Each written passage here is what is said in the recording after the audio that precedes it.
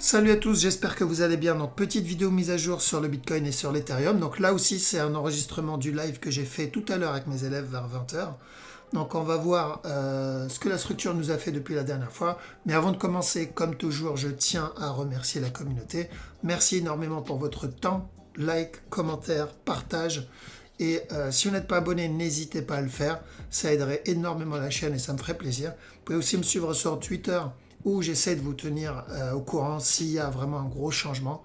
Et aussi si je fais un live sur Twitch. Vous pouvez me suivre là, sur Twitch aussi. Vous avez tous les liens dans la description. Voilà, donc sans plus tarder, on va attaquer la vidéo. Let's go.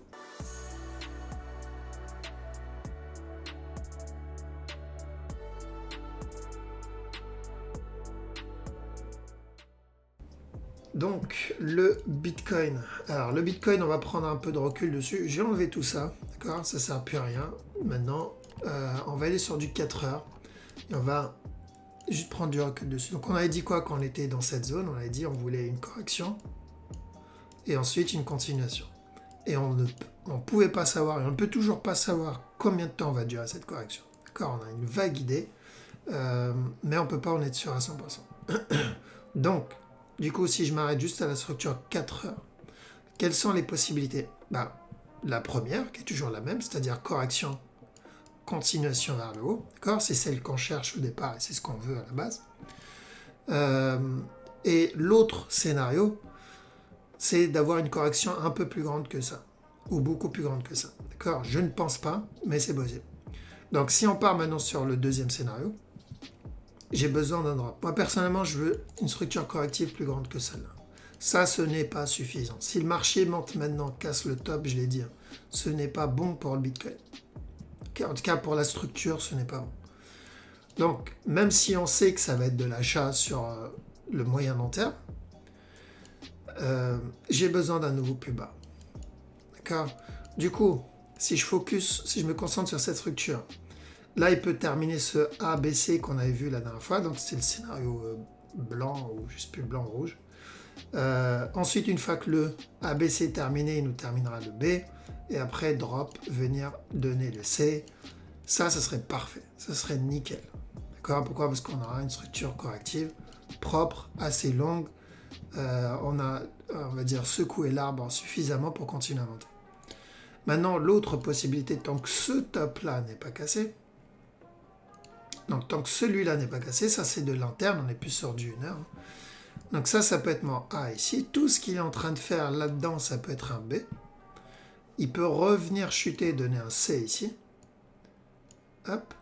Monter encore une fois pour un plus gros ABC. A, B, C là-dedans. D'accord? Et là, on pourrait terminer donc le B de la plus grosse correction avant la continuation. Donc si je dézoome et je mets les deux scénarios, toujours, bien sûr, en partant. Alors, ces deux scénarios concernent une correction assez grande. D'accord? Donc, une grosse correction pour la continuation. Du coup, ça veut dire que la correction n'est pas terminée. Maintenant, il y a toujours le scénario où cette correction est déjà finie et on va venir casser stop. Parce que, perso, j'espère pas. Okay? J'espère qu'on est dans une grosse correction. Mais ça, c'est un scénario facile à retenir. C'est simple. C'est de l'achat, cassure du top. Maintenant, ce qu'on veut, nous, ce qu'on aimerait bien, c'est ces deux scénarios-là. Un de ces deux scénarios-là. Donc, cassure du bas pour un regular flat ici. Ensuite, il vient redonner à nouveau plus haut pour un A ici. B là, C là. Terminer la plus grosse structure. Ça serait parfait. Ce serait nickel. D'accord? Malheureusement, on est dans la crypto. Ce genre de structure, je ne serais pas choqué de voir ça dans le Forex. Mais crypto, c'est plus rare. Mais je le garde en tête. D'accord? Donc ça, classique. Ou l'autre, il casse le top tout de suite. Il chute maintenant. D'accord? Avant de remonter. Donc ces deux scénarios, c'est pour la structure corrective complexe. Donc ça veut dire quoi? Ça veut dire que je dois faire attention à la cassure de stop. S'il décide de valider le up et que ça c'est terminé, je suis protégé, mon break-even. S'il décide de se retourner pour terminer un B, j'ai bien fait de me protéger.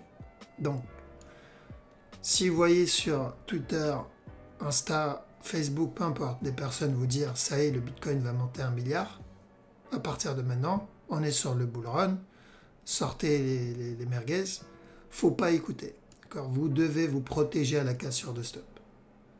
Il faut le faire. On se protège, quand je dis on se protège, toujours on me pose la question, c'est break-even, prise de profit, peu importe.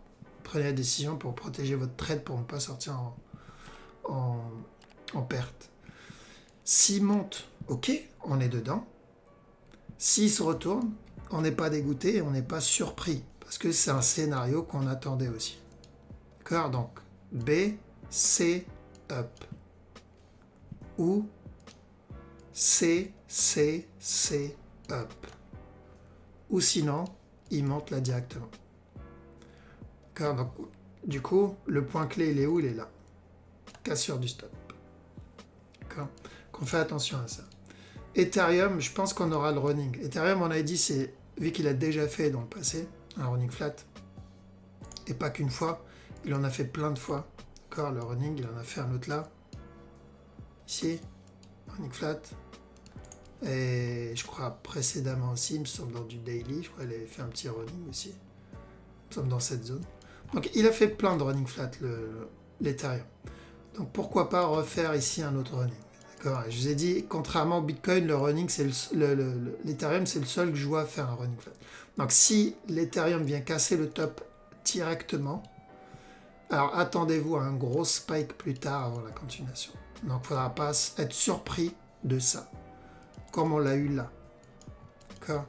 Quand on a eu ce drop ici, j'ai dit on va avoir un drop, on l'a eu, et qu'il ne fallait pas être surpris parce que c'est une continuation.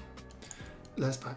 Donc, la question, c'est est-ce qu'il va venir casser stop? C'est possible. Il y a pas mal de hype actuellement sur l'Ethereum.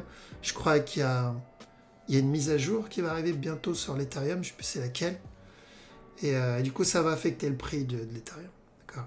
Et je l'ai dit, hein, de toute façon, la structure Ethereum et Bitcoin vont se détacher de plus en plus. D'accord. Parce que pendant un moment, les deux suivaient. Mais ça, on le verra de moins en moins.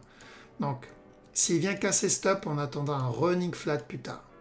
Par contre, si je le vois corriger là-dedans, d'accord, on est potentiellement déjà en train d'entamer une grosse structure. Est-ce que le running est toujours possible? Parce qu'on m'a demandé ça. Non, parce que là, c'est fini, le running. Donc, ce qui est possible, c'est l'expanding. D'accord? Mais vu la hype qu'on a sur le Bitcoin, l'Ethereum là actuellement, bon, je pense pas. D'accord? Donc, ceux qui veulent acheter l'Ethereum, on peut continuer à acheter la tendance que s'il y a des buy setup. Donc là, il a donné un running ici. S'il donne encore une autre correction, pourquoi pas. D'accord?